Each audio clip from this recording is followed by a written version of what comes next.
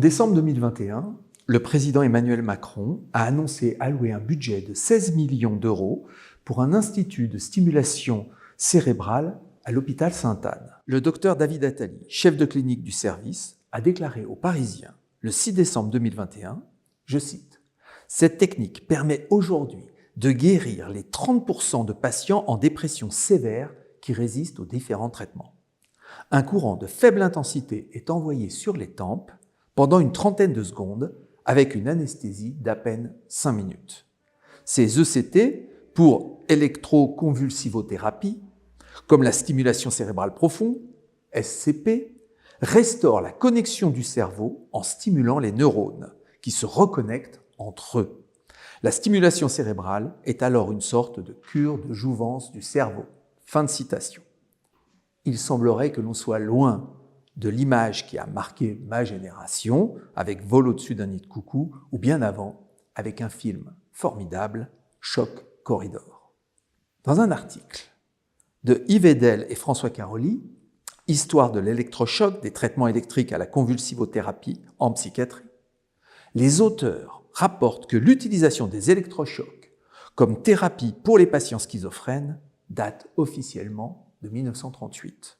Mais dès 1840, Aldini utilisa ce type de traitement contre la mélancolie.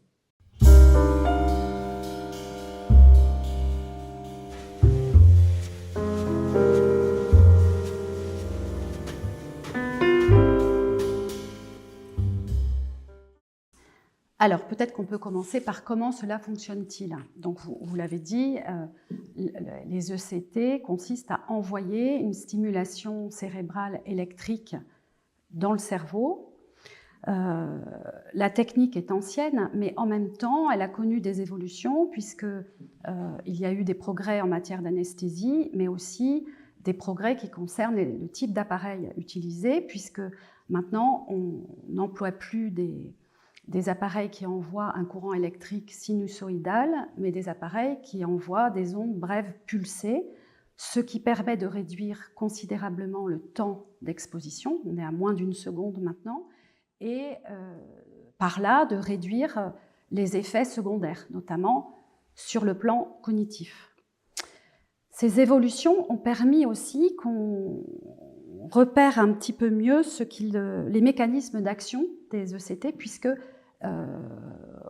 ils restent encore non totalement connus, mais disons que plusieurs paradigmes se sont succédés. Le premier paradigme était que c'est la convulsion provoquée par le courant électrique dans le cerveau qui permettait qu'il y ait une sécrétion de neurotransmetteurs et de neurohormones, la dopamine, la noradrénaline, la sérotonine, qui permettaient eux-mêmes une connexion des neurones, que les neurones entre eux se reconnectent, et ce qui était bénéfique sur le plan de l'humeur.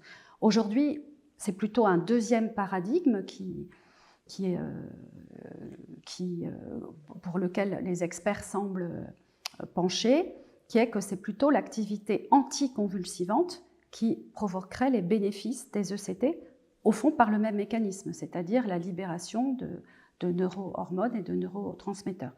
Ces deux paradigmes ne sont pas totalement contradictoires, mais il reste un flou tout de même par rapport à la physiopathologie, la physiologie du fonctionnement des ECT.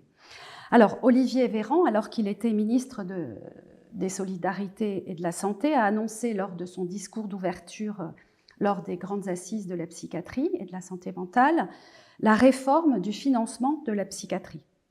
Elle est parue au journal officiel le 30 septembre 2021 et selon le ministre d'alors, cette réforme visait à poursuivre la réduction des écarts des offres de soins inter- et intrarégionaux, ainsi qu'à stimuler l'innovation et le dynamisme des établissements privés ou publics. Il s'agirait ainsi de valoriser des activités de terrain de la santé mentale qui ont considérablement évolué, par de nouveaux modes de financement. Grosso modo, c'est une dotation à la file active et une dotation à la qualité du codage. Vous voyez un petit peu ce qu'il y a derrière.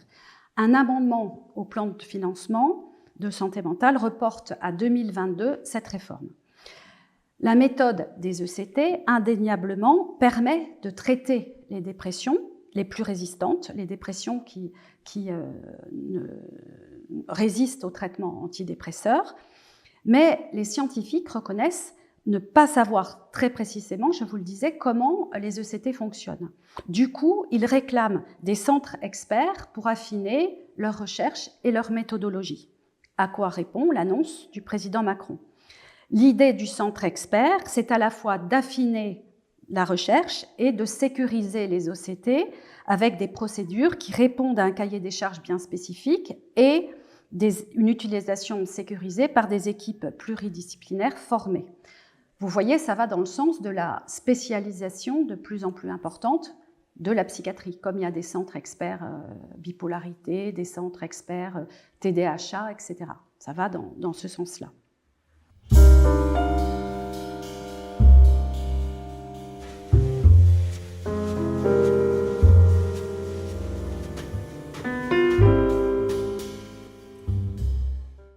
Guérir est un terme médical qui renvoie plutôt à la théorie organiciste contre laquelle Lacan s'est battu notamment avant la Seconde Guerre mondiale.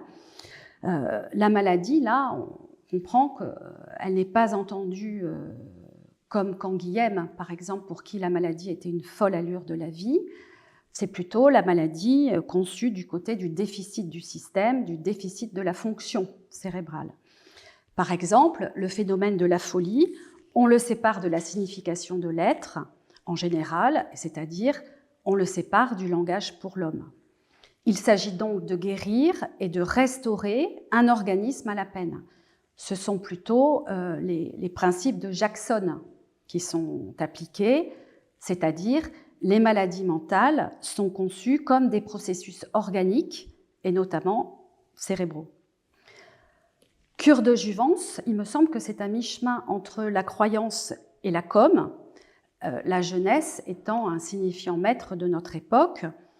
Avec ce signifiant jeune appelé à la rescousse, il s'agit justement de lutter contre les représentations négatives dont les ECT sont porteuses. Par exemple, les ECT, ce n'est pas tout à fait comme la lobotomie de vol au-dessus d'un nid de coucou, mais il y a quelque chose contre lequel on a l'idée de lutter, ces représentations négatives. Je jargonne comme les communicants. Du coup, les expressions utilisées ont un parfum aussi un peu transhumaniste. Il y a quelque chose de l'homme augmenté par les ECT. La psychiatrie est en déroute, elle n'a plus les moyens paradigmatiques et non plus institutionnels et non plus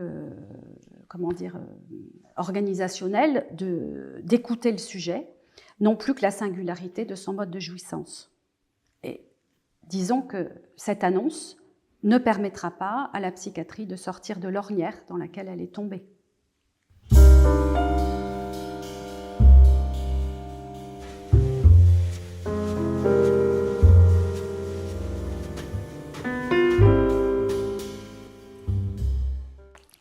Le problème n'est pas qu'il y ait une approche neurobiologique, mais que l'approche soit exclusivement neurobiologique, à mon avis. Il ne s'agit pas, pour moi, d'être contre les ECT. Ils permettent de sortir des patients vraiment d'un état catatonique.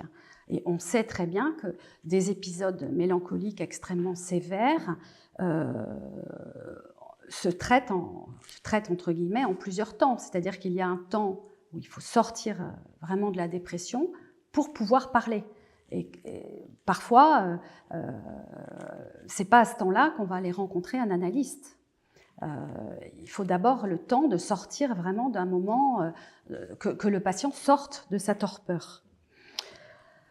Je ne vois pas pourquoi un analyste serait contre les ECT. Un analyste, si les ECT sont bien indiqués, pour moi, il n'y a pas de raison. Un analyste n'est pas contre un traitement antidépresseur s'il est indiqué. Le problème est plutôt que la plupart des psychiatres qui portent l'indication et dont on pense qu'ils vont travailler dans ces centres experts ont l'idée que la subjectivation est inutile. Par exemple, qu'il faut traiter une hallucination parce qu'elle serait une opération cérébrale défaillante, une interprétation inadaptée de la réalité, en se moquant de ce qu'elle signifie pour celui qui y croit. Et ça, c'est un problème. De même que la fonction du symptôme, comme barrage contre l'angoisse et contre le vide, n'est pas reconnue. Alors on cherche à rééduquer le cerveau, comme par exemple dans la stimulation magnétique intracrânienne, on pense qu'elle va traiter des TOC hors de la question du sujet, hors de la question du symptôme. Sans lui, si vous préférez. C'est une médecine où on traite le patient sans le sujet. Voilà. Vous évoquez l'interprétation.